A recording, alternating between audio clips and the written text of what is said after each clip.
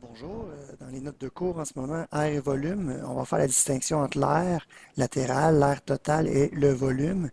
Donc, premièrement, le volume, exemple, ça se donne en centimètres cubes, en mètres cubes, puis ainsi de suite. Ou ça pourrait être aussi en quantité comme ça, en litres puis en millilitres. Le volume, c'est souvent la lettre V d'un solide.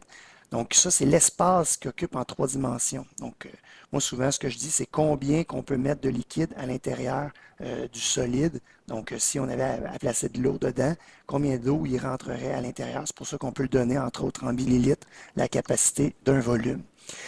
La différence avec l'air total et l'air latéral, maintenant, premièrement, quand on parle d'air, c'est comme si on voulait peinturer le solide. Donc, cette figure-là en trois dimensions ici, c'est comme si j'appliquais la peinture à l'extérieur, partout, sur toutes les surfaces qui sont ici. Ça serait l'air total. Tandis que l'air latéral, donc la définition d'air latéral ici, ce serait plutôt juste l'air qui fait le tour du solide.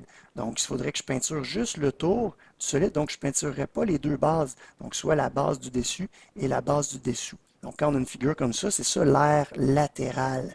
Maintenant, ici, on a une pyramide, donc on n'a pas deux bases, une en haut, une en bas. On a juste une au-dessous. Ça veut dire que l'air latéral, c'est l'air de toutes les surfaces qui font le tour, excepté la base en dessous.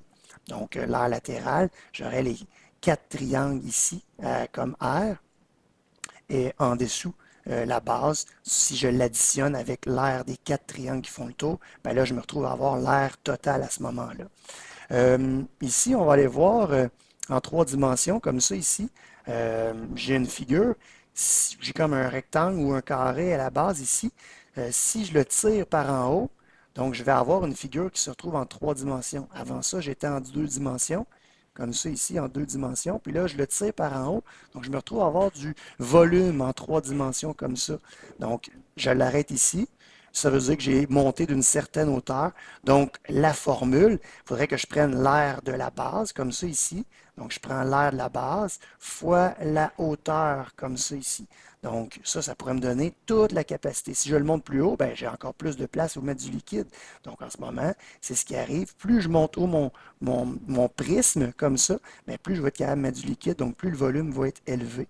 Donc, si on regarde dans nos formules, donc qu'on va voir une par une plus tard, ben, un prisme, ben, c'est l'air de la base fois la hauteur. Donc ça, c'est le volume ici, l'air de la base fois la hauteur. Maintenant, ça peut être différent. Je peux avoir, pardon, je peux avoir différentes formes de base, hein. Je pourrais avoir un cercle. Donc si j'ai un cercle, ben, je me retrouve à avoir un cylindre. Mais la formule, c'est la même. C'est l'air de la base. Donc, la formule va être différente. Il va falloir que je prenne une autre formule pour l'air de la base. Mais je vais faire quand même fois la hauteur pour que ça me donne une figure en trois dimensions comme ça ici. Maintenant, toutes les formules de volume découlent de là. Vous allez voir, il y a des petites subtilités sur certaines figures. Pour ce qui est de l'air, je vais juste essayer de te montrer, si j'enlève comme ça, ici à l'intérieur, pour avoir l'air latéral, mais ce serait l'air de toutes les surfaces qu'on a ici. Donc, ce serait l'air latéral, ce serait l'air de la surface qu'on a sur le côté ici, l'air de la surface qu'on a de l'autre côté ici, et l'air de la surface qu'on a de l'autre côté, plus celle que j'ai effacée, l'air de la surface qui viendrait comme en avant ici, qu'on a effacé, qu'on ne voit pas.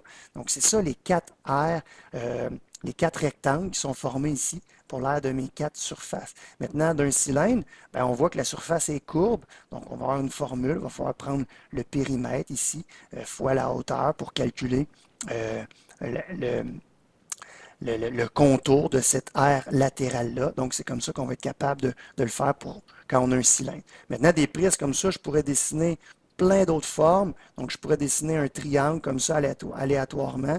Puis là, dans le fond, je me retrouve à avoir un prisme à base triangulaire que je viens monter comme ça ici. Donc, je peux l'agrandir, puis là, je peux le tourner pour bien le voir. Donc, j'ai mon prisme à base triangulaire que je suis venu faire dans l'espace comme ça ici.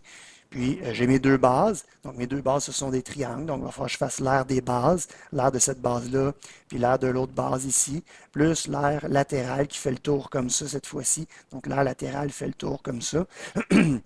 Donc, puis le volume, ben, je vais avoir une formule pour calculer le volume. Donc, l'aire de la base fois la hauteur que je suis venu donner. Donc, plus la hauteur, elle est loin, elle est grande, plus mon volume va être grand aussi. Mais j'ai toujours mes deux bases qui sont de chaque côté donc celle-ci, et l'autre qui est de l'autre côté, en arrière ici. Donc, ça ressemble à ça pour les volumes et les aires latérales. Donc, dans chacun des prochaines vidéos, tu vas venir appliquer les formules pour trouver l'aire de toutes tes figures et le volume de toutes tes figures.